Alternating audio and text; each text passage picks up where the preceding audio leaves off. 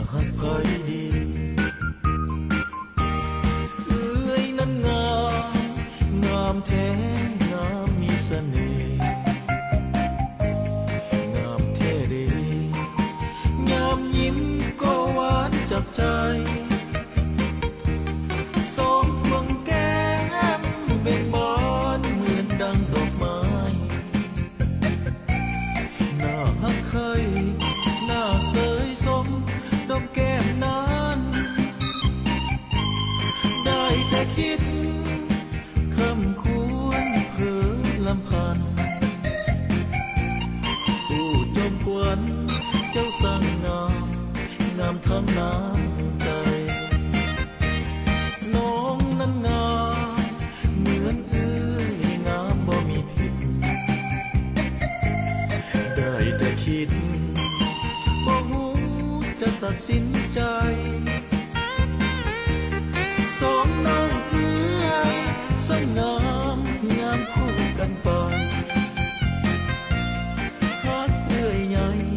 ยังนางน้อยผู้โสภาอุกใจนักเมื่อฮักมีปัญหายากนักหนาเพราะสองคนนั้นงามเหมือนกันเอ้ยก็งามน้องก็งามจะหักไผดี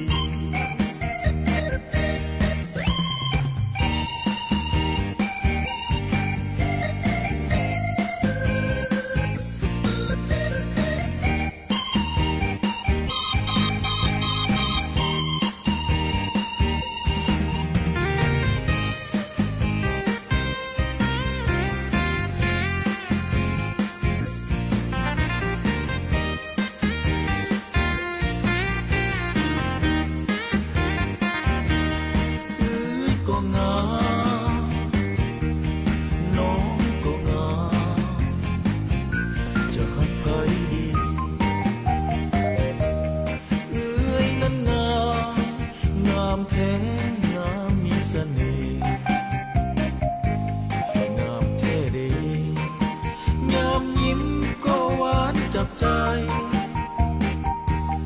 สองพวงแก้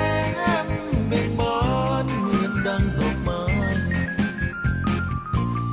หน้าหักเคยหน้าเสยสมดอกแก้มนั้นได้แต่คิดคำควรเพ้อลำพันผู้จอมกวนเจ้าสร้างงามงามทั้งน้ำใจน้องนั้นงามเหมือนเอ้ยงามบ่มีผิดได้แต่คิดบ่ฮู้จะตัดสินใจสองน้องเอ้ยสวยงามงามคู่กันไป